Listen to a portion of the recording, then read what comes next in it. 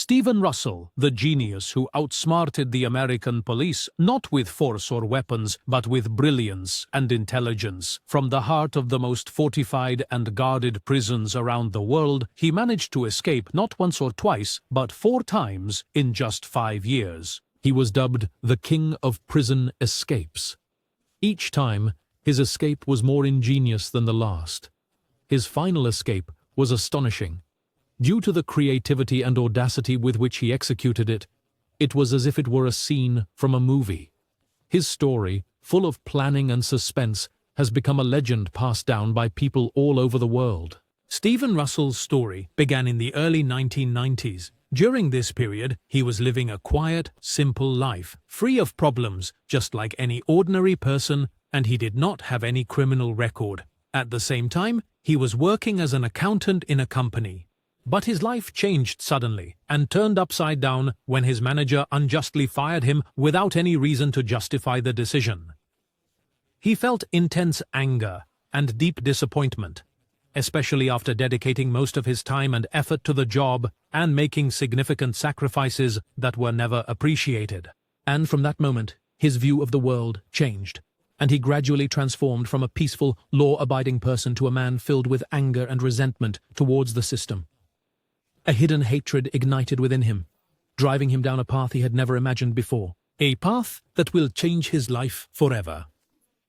Stephen was naturally intelligent, possessing an exceptional ability to interact with people and read their thoughts. But instead of using his intelligence in another professional field, he decided to use it to become a con artist. He began his first steps in the world of fraud, with simple methods, targeting insurance companies. He would stage fake accidents, some of which posed real risks to him, just to get some financial compensation from the insurance company.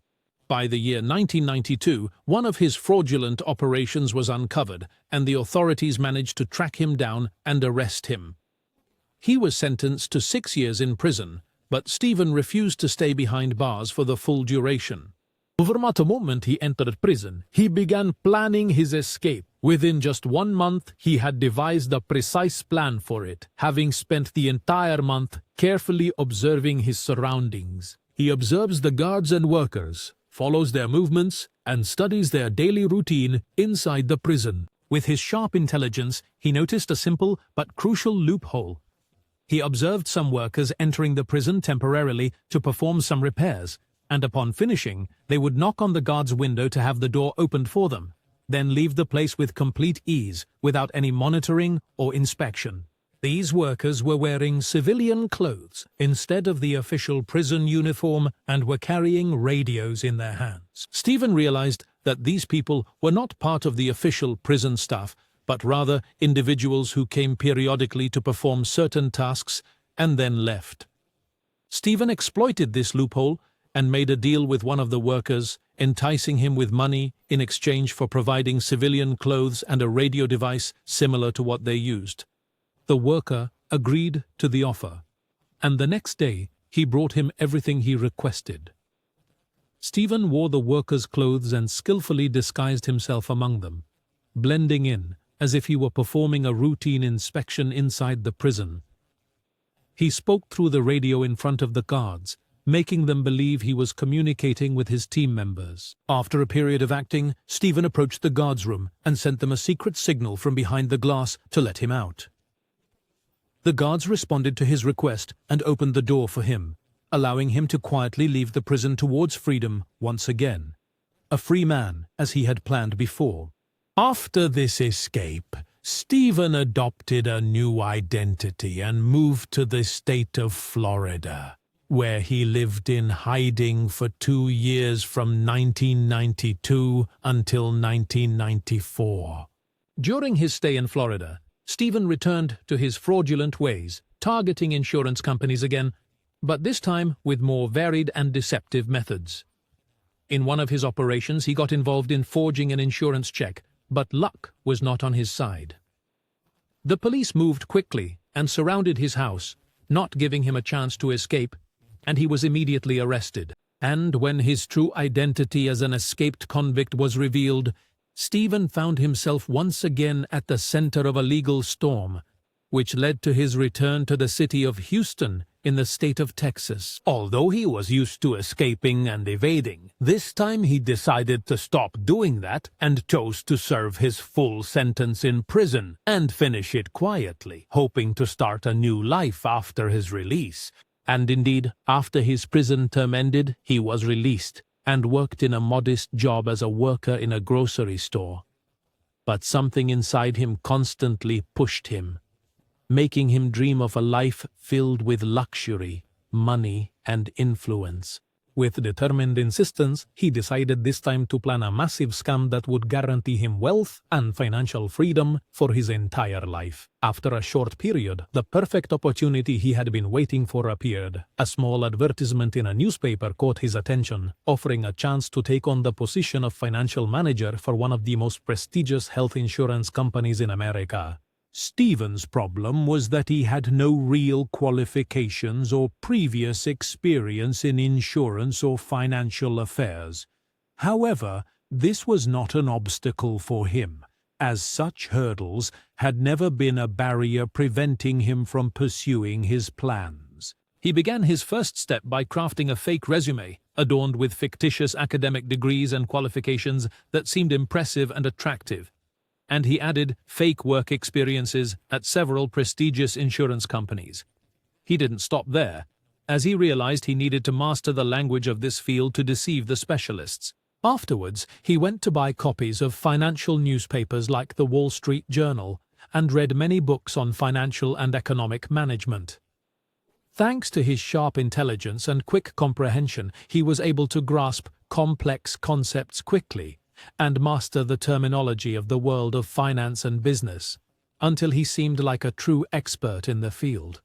When the interview time came, Stephen entered with confidence and calmness, spoke fluently, and demonstrated a clear understanding of the terms and details, easily convincing the hiring committee that he was the perfect man for the position. At the end of the interview, he was asked to provide the names and numbers of the companies he had previously worked for as references to inquire about his work there.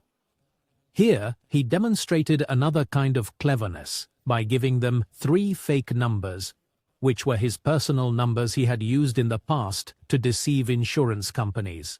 And when the hiring committee called these numbers, Stephen answered himself, assuming different characters for each call, sometimes as a strict manager and sometimes as an admiring colleague, using various accents and tones of voice and fictitious names. In every call, he wove words of praise and commendation for himself, which reinforced the false impression of his competence. None of the callers doubted the authenticity of those recommendations, as they seemed natural and convincing. Thanks to this meticulous setup, Stephen easily got the job and managed to enter the world of financial influence, finding himself in a position of power within a prestigious insurance company, laying the groundwork for the major fraud he had always dreamed of executing. One day, while performing his job, he made a grave mistake that inadvertently revealed his true identity. He refinanced his house at a lower interest rate, but this excessive amount caught the attention of a bank employee. The employee noticed a large influx of money into Stephen's account, which raised his suspicions. He questioned where this man obtained such a large amount of money. Upon tracing its sources, it was found that the money came from the health insurance company they worked for. And when this information reached the company's CEO, he immediately began reviewing the financial records meticulously with senior officials. Quickly, a series of suspicious and precisely organized financial transfers were uncovered, all executed by Stephen. And as the investigation delved deeper, new facts emerged, revealing that Stephen was not only a fraudulent employee, but also a former criminal still on parole. The news spread like wildfire and quickly reached the prosecutor's office. But before the crisis escalated further, Stephen sensed danger approaching him. Without hesitation, he decided to flee and took advantage of the few remaining hours before his accounts were frozen. He managed to withdraw nearly $40,000 through several ATMs. Driven by intense anger, he risked himself, believing that the opportunity was still there and that he could escape again. He returned home hoping to retrieve some of his valuable possessions. But he did not know that the police were one step ahead of him, as they were patiently watching his house, waiting for the right moment. As soon as he set foot on the doorstep, they surrounded him and arrested him again, sending him back to the depths of prison for the second time. The bail for Stephen's parole was exorbitant, reaching $950,000, an amount he couldn't afford, especially after all his bank accounts were frozen. But as usual, he refused to surrender to fate and didn't accept the idea of staying behind bars even for a few weeks. Instead of waiting to see how things would turn out, he immediately began executing a bold and unconventional escape plan. A plan that required nerves of steel. From inside the prison walls, he picked up the phone and called the records office in Harris County, where he was serving his sentence. A government employee answered the call. As soon as the line was open, Stephen began his convincing act. He introduced himself with steadiness and confidence as Judge Charles Ham, the same judge who presided over his case. He spoke in a voice similar to his own and told the employee that he recently held a secret appeal session regarding the case of the prisoner, Stephen Russell, and that as the judge, he issued a decision to reduce the bail from $950,000 to only $45,000. At first, the employee didn't believe it and felt confused. But Stephen didn't give her a chance to think or doubt. His voice was steady and his tone filled with confidence. He spoke in precise legal language, painting a complex and convincing picture of an unfamiliar legal scenario. Under the pressure of his overwhelming presence over the phone, her doubts began to fade. In a critical moment, amidst a whirlwind of confusion and hesitation, she did what he asked of her. She adjusted the bail record from $950,000 to become only $45,000. After that, Stephen raced against time to obtain the new bail amount, being careful to avoid any behavior that might attract the authorities' attention, which would ruin his plan. Quickly and cleverly, he contacted a finance company specializing in bail for prisoners. Despite their conditions not applying to him, Stephen, with his usual eloquence, managed to convince them to finance his bail, bypassing their strict policies by manipulating words and claiming some exceptional circumstances until he persuaded them. Afterwards, the company paid the required bail amount, and Stephen was released. And 5 days after his escape, the authorities in Harris County, Texas, discovered the clever trick he used. The police and investigators began to close in on him after placing him under constant surveillance. They decided to tap some of his calls, through which they were able to determine his location. They tracked his movements until they discovered that he headed to the state of Florida and settled in a beachfront hotel in West Palm Beach. There, in a sudden moment, the police raided the hotel and arrested him again. After his trial, he was sentenced to 40 years on charges related to fraud and escaping justice. Although he could appeal the sentence, he refrained from doing so. He admitted his guilt and accepted the sentence calmly, which surprised everyone, including the prosecutor himself, who did not expect his quick acceptance of the sentence. However, Stephen, known for his behavior, did not intend to serve his full sentence behind bars even before the trial began. He had planned to escape from prison again. This time, he was not sent to Harris County Jail, but was transferred directly to a maximum security prison in Texas, where the authorities warned the prison administration about his intelligence and deception skills and requested them to remain on constant alert, even though the prison was highly secure and known to be impenetrable. The officials felt completely confident that he would not be able to escape. On the other hand, Stephen was sitting in his isolation as usual, observing every detail around him, contemplating silently, and planning a new way to escape.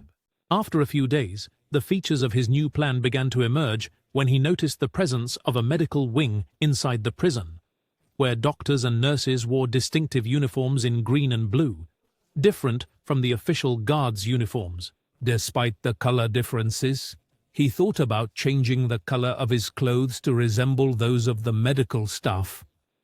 After several attempts and arduous trials, he finally managed to dye his clothes the same color worn by the doctors and nurses. He chose to execute his daring plan on the morning of Friday, the 13th of December, 1996. First, he put on his dyed green clothes, then wore the white prison uniform over them so as not to attract attention. At exactly 4 o'clock in the morning, as usual, he went to have breakfast early.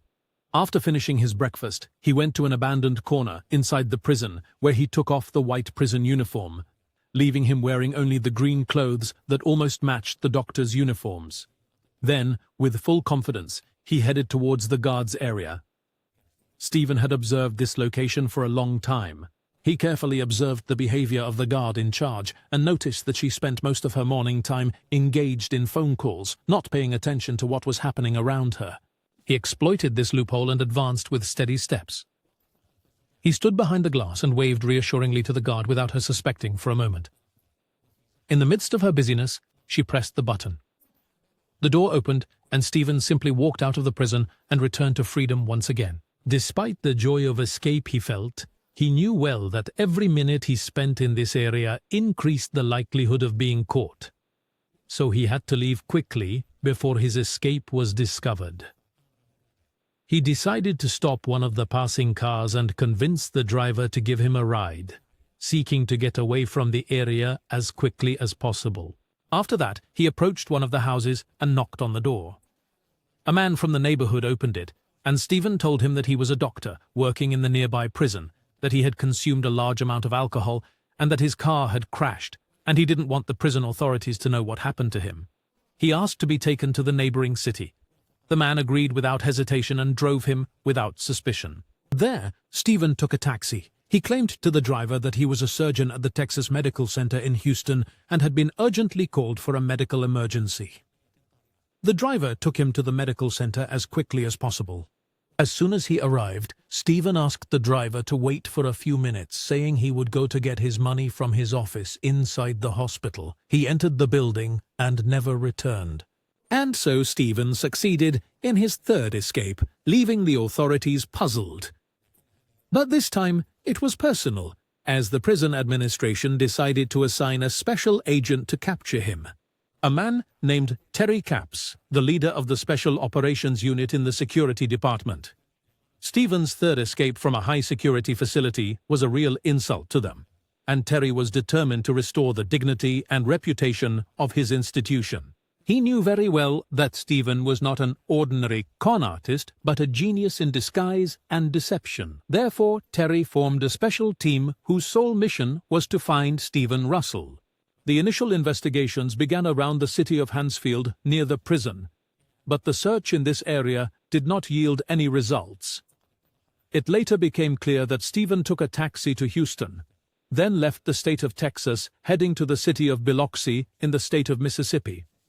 As soon as he arrived, he resorted to gambling as a temporary opportunity to make quick profits. On the other hand, Terry and his team were restless. They worked day and night, following many leads until they reached a person who had recently contacted Stephen. As the investigation deepened, they discovered he was in Biloxi. Terry immediately sent Stephen's photos to the city marshal and informed him of all the details. It was only a few days later that the surprise came. While the city marshal was walking down one of the streets of Biloxi, he unexpectedly found Stephen in front of him. To confirm further, he reviewed the photo Terry sent him. Without hesitation, he immediately arrested him. In this way, Stephen fell into the hands of justice for the third time and was returned to the Texas Criminal Justice Department to begin serving his sentence anew. This time, the court decided to add 5 years to his sentence, making a total of 45 years, with a strict decision that there will be no possibility of parole before serving the minimum sentence of 11 years. However, Stephen decided not to give up again, realizing he couldn't spend the rest of his life behind bars. So, he began to think of a new escape plan. He knew this time that the surveillance would be more intense and focused, making the escape nearly impossible. But his intelligence led him to look for a loophole that no one had noticed before. He found that loophole in the parole system for prisoners with chronic and serious illnesses, so he decided to deceive everyone and make them believe he had AIDS. This adventure was extremely difficult because it required effort and determination he had never experienced before. He started by starving himself for several months. Then he forced himself to vomit, pretending to have a number of chronic symptoms. After that, he forged his medical records by bribing an employee to make it appear as if he was actually suffering from AIDS. The official records indicated his illness, and the symptoms he displayed made it more convincing. He pretended to be bedridden and sick for 8 months, until he convinced all the prison doctors that he had contracted AIDS. And when they requested new tests, he managed to convince them through those forged records and initial data. Stephen's ultimate goal was clear: to prove to them that he was on the brink of death, so they would grant him parole and transfer him to a care facility outside the prison. The next step, which was the most dangerous and difficult in the entire process, was to put himself into a coma to convince them that the illness had reached its end. Stephen obtained some sedatives and medications and collected a quantity of them over several days, then took an overdose of these medications until he lost consciousness and fell into a coma that lasted 4 days. After all this effort and suffering, the prison doctors were finally convinced that Stephen had only a few weeks left to live. Afterwards, the doctors were convinced of his illness and agreed to his request for parole, transferring him to the care center located in Kennedy, Texas. As he always did, he planned not to stay there for long, but this time he decided to disappear forever by faking his death. From inside the care center, he contacted the prison staff, impersonating a doctor named Dr. Adam Ruiz, a specialist in AIDS treatment, claiming he was conducting a new treatment trial and was looking for patients who met certain conditions. And of course, Stephen Russell was the perfect candidate for this experiment. The care center agreed and coordinated with the authorities to hand over Stephen to the doctor on the basis that he would be transferred by his family members after his release. However, he went further by forging a death certificate in his name and signing it as Dr. Ruiz, then sent it to both the care center and the prison authorities and the parole officer. With this action, he completely removed his name from the records and no one was looking for him anymore. With this step, he succeeded in escaping from prison for the 4th time and became a free man. And after a few weeks, he regained his health and energy. But contrary to all expectations, he never changed his lifestyle. Instead, he returned to his old ways of deception and fraud. This time, he forged a lawyer's ID card. He entered a print shop and asked the owner to design a card similar to those used by lawyers. The shop owner had some doubts, but he completed the request and gave him the card. And when Stephen left the shop, the owner immediately called the police and informed them of what happened, even sending a copy of the card to the authorities in Houston. When the officer saw the picture, he felt something familiar. He contacted Terry Capps, the veteran investigator, again. Terry couldn't believe what he heard, as he thought that Stephen was still serving his 45-year sentence in prison. He immediately contacted the prison administration, who told him that Stephen was released after his health deteriorated and that he later died due to complications from AIDS. At that moment, Terry realized that Stephen had deceived them all once again. Terry assembled a team of officers and the chase began anew. Stephen was tracked again, and this time he was in Dallas, disguised as a millionaire, trying to obtain a loan of $75,000 from a bank. But the bank's vice president became suspicious of him and asked him to wait a little while he went in to call the Federal Bureau of Investigation. Stephen felt that something serious was about to happen, so he faked a health crisis and pretended to have a stroke, requesting an ambulance. He was transferred to the hospital where he was placed under guard until the FBI investigators arrived. But Stephen would not allow himself to be caught so easily. From the bed in the treatment wing, he called the hospital administration, impersonating an FBI agent, and informed them that the investigation was closed and there was no longer a need to detain him, ordering them to release him immediately. The medical staff was deceived. After some time, the hospital administration informed the Federal Bureau of Investigation that they had received an official call ordering them to release Stephen. When the investigators learned of this, they were shocked. No one had ever made that call. They confirmed his escape once again, and all that remained of his belongings was a driver's license with his picture and information confirming his presence in Dallas. Terry and his team immediately moved and began combing the city thoroughly, especially the cheap and mid-range hotels. They discovered that Stephen was constantly on the move. He stays in a hotel for a day or two, then moves to another, without leaving a clear trace. While they were interrogating witnesses and multiple sources, they discovered information confirming that Stephen was in contact with an insurance company, sending them forged documents via fax as part of his new fraud scheme. The team was able to trace the fax number he was using and accurately pinpointed his location in a neighborhood in Dallas. Terry requested assistance from the local police department, and a precise plan was put in place. They set up a trap in front of the fax location, expecting him to return soon to send new documents. But things did not go as planned, as two investigators on a nearby patrol suddenly encountered Stephen walking calmly down a neighborhood street as if he were an ordinary citizen. He was quickly arrested and returned to jail for the 5th time. But this time was not like the previous ones. The authorities felt insulted. Stephen made them a laughingstock in front of the world and repeatedly exposed the weakness of their security system, so their response was harsh. Stephen Russell was sentenced to 144 years in prison without any chance of parole.